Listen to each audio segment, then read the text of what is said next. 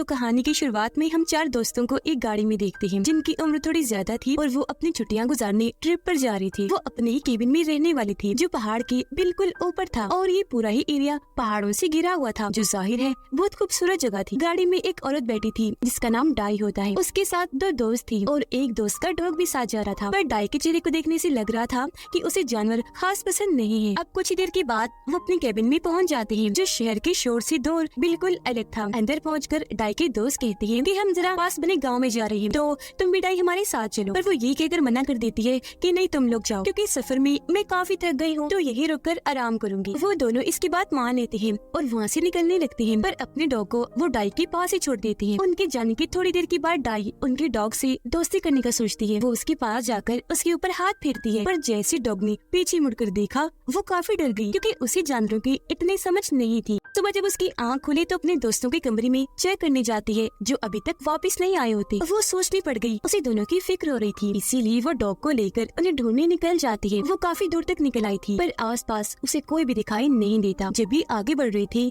तो डॉग के मुंह पर चोट लग गई, उसका खून बहने लगता है। डाई जब उसे चेक करती है तो सोचने लगी कि इसने जरूर कोई पत्थर खा लिया होगा, तो इस बात को नजरअंदाज कर देती है और डॉग को लेकर फिर से आगे बढ़ने लगी। पर डॉग पता नहीं क्यों आगे जाने से डर रहा था, तो वहाँ से वापस भाग जाता है। ये देखकर डाई को काफी हैरानी हुई कि पता नहीं इसने ऐसा क्यों किया। फिर जैसे डाई आगे बढ़ने लगी वो किसी चीज से टकरा जाती है जो डाई को रोक लेती है, पर नजर नहीं आती कि ये चीज क्या है। वो भी देखने की कोशिश करती है कि ये क्या था, पर उसे कुछ भी दिखाई नहीं देता। एक बार फिर वो आगे बढ़ने की कोशिश करती है मगर दोबारा टकरा जाती है। अब वो घबरा गई, अपने दोनों हाथ आगे करके चेक करने लगती है। तब उसे पता चलता है कि यहाँ तो दरअसल एक इनविजिबल दीवार है, ना नजर आने वाली दीवार है। अब इससे डाई काफी हैरान हो जाती है क्योंकि इनविजिबल दीवार जैसी कोई चीज होती ही नहीं, तो फिर ये क्यों उसे बार बार रोक रही थी। वो आंखों से दिख नहीं रही थी पर छूने से महसूस हो रही थी, और इसी वजह से ही डॉग भी आगे जाने से डर रहा था, क्योंकि उसे चोट भी इस इनविजिबल दीवार की वजह से ही लगी थी। वो आगे बढ़ने की फिर से कोशिश करती है, लेकिन उसकी सारी कोशिशें बेकार जाती हैं। वो उसे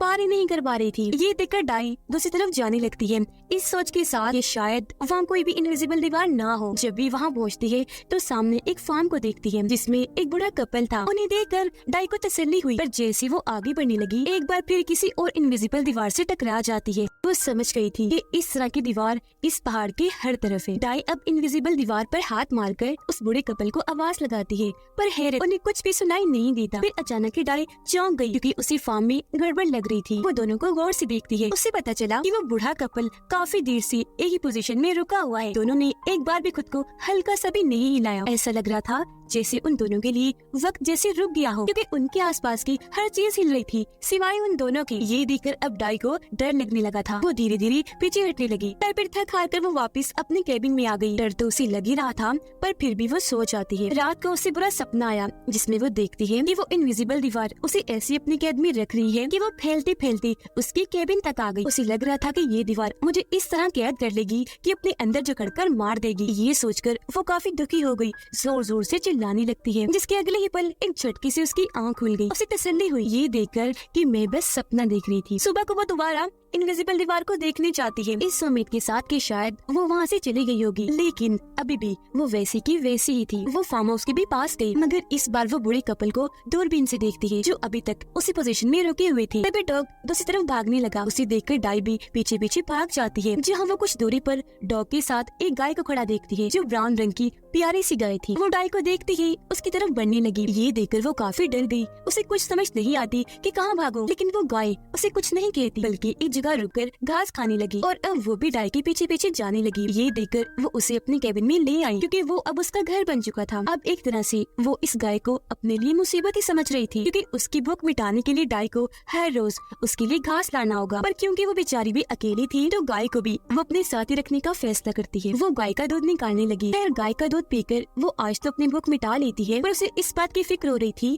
कि धीरे धीरे खाना यहाँ पर खत्म हो रहा है। अगली सुबह जब डाई जागी तो उसे एक आइडिया आया। वो अपने दोस्त की गाड़ी के जरिए इस दीवार को पार करने का सोचती है। वो गाड़ी में बैठकर जोर से उसे दीवार से टकरा देती है, जिससे गाड़ी का अगला हिस्सा पूरी तरह तबाह हो जाता है, और तो डाई के सर पर भी चोट लगी। लेकिन इससे इनविजिबल दीवार को कुछ नहीं हुआ, हल्की सी खरोच भी नहीं आई उस पर। वो वैसी की वैसी ही रही। अब डाई को दीवार के उस पार एक गाड़ी खड़ी हुई दिखाई दी, पर इसका कोई फायदा नहीं था क्योंकि उसके अंदर भी कोई नहीं था।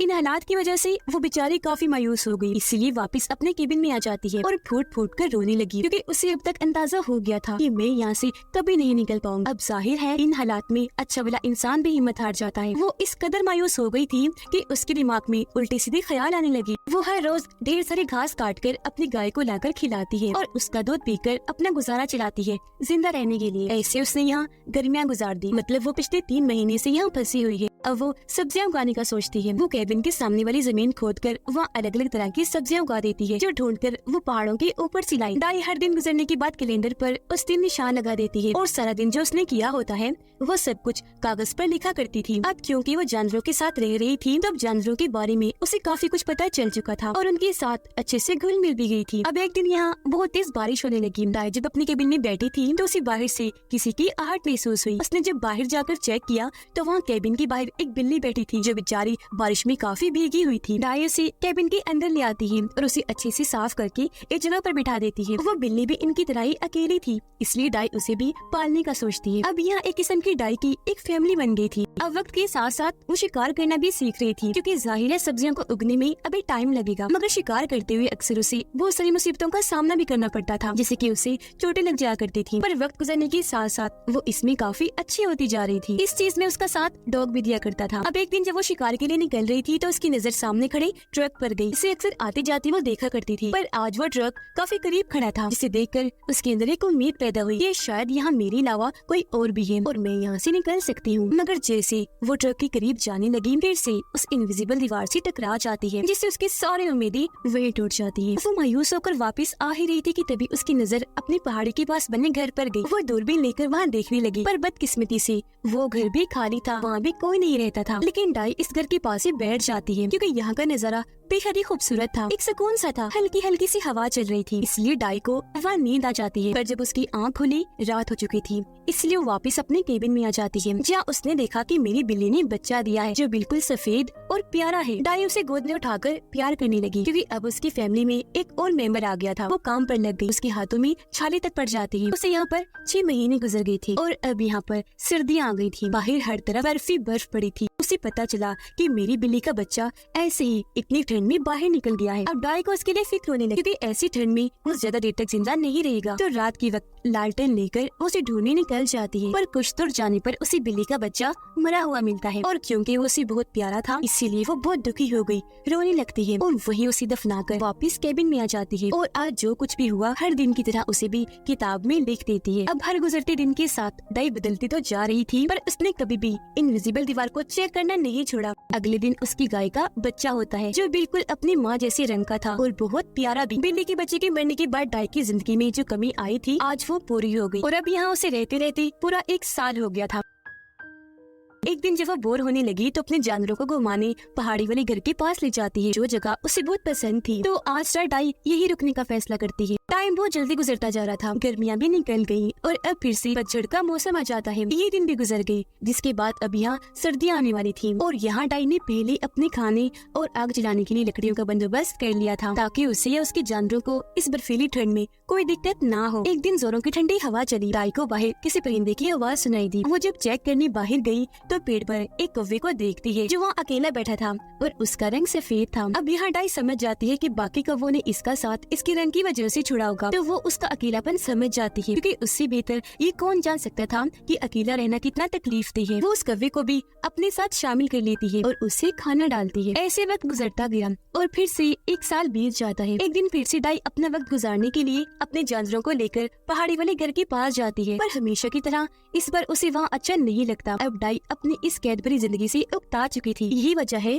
कि अब उसे यहाँ का सब कुछ बेकार लग रहा था। उसे अजीब सा महसूस हुआ, तो वो अपने जानवरों को लेकर वापस अपने केबिन में आ जाती है और अब यहाँ उसे 3 साल गुजर गए थे। एक दिन वो अपने डॉग के साथ शिकार करके वापस आ रही थी, तब उसे अपने गाय के बच्चे के चिल्लाने की आवाज आती है, जो सुनकर वो घबरा गई। वो भी जल्दी से भागी और उसका डॉग भी आकर देखती है कि कोई आदमी हाथ में कुल्हाड़ी लिए गाय के बच्चे को मारने की कोशिश कर रहा है। उसे कुछ समझ नहीं आती कि क्या करूँ। वो जोर से चिल्लाती है। वो इनविजिबल दीवारें ऐसी है जिसके अंदर आना तो इंसान के बस की बात है, पर यहाँ से निकलना किसी के बस की बात नहीं। वो आदमी फिर भी कुल्हाड़ी नहीं छोड़ता, हालांकि डॉग भी उसे रोक रहा था, उसके हाथ पर काट लेता है, पर वो आदमी तो उसे मारने के लिए जैसे पागल ही हो गया था। डाई को कुछ समझ नहीं आता, वो वहाँ से अपने केबिन की तरफ भाग जाती है और जल्दी से अपने गन लेकर बाहर आ गई, लेकिन आने में उसे देर हो गई थी क्योंकि तब तक उस आदमी ने गाय के बच्चे के साथ साथ डॉग को भी मार दिया था। ये देख वो जैसे पागल ही हो गई, अपना कंट्रोल खो देती है, उस आदमी की तरफ गन करके उसके सीने में गोली मारती है, जिससे वो वही मारा जाता है। ऐसे भी जब उसका गुस्सा ठंडा नहीं होता तो वो उस आदमी की लाश को बाहर से नीचे फेंक देती है और रोती रोती गाय के बच्चे और डॉग को वहीं पर दफना देती है। वो दुखी होकर एक जगह बैठ गई क्योंकि अब उसकी फैमिली में सिर्फ उसकी बड़ी गाय ही बची थी। वो अपनी गाय को लेकर वापस कैबिन में आ गई और अपने दुखों को उस किताब की आखिरी कागज पर लिखकर इस किताब को पूरा कर देती है। अब इस कहानी के जरिए हमें बताया गया है कि इंसान की जिंदगी ऐसी ही है। इंसान को अपनी मुश्किलात की वजह से ये सोचना नहीं चाहिए कि जिंदगी कब दी एंड हो रही है, या वो ये सोचे कि मेरी जिंदगी खत्म हो ही जाए तो अच्छा है, बल्कि ये जिंदगी जैसी भी है इंसान को खुशी खुशी गुजारनी चाहिए, क्योंकि तभी आप सुकून से रह पाएंगे। लेकिन जो जिंदगी का सफर है, असल सीख तो इंसान को उसमें ही मिलती है। इसी मैसेज के साथ ही इस मूवी की कहानी यहीं पर खत्म हो जाती है।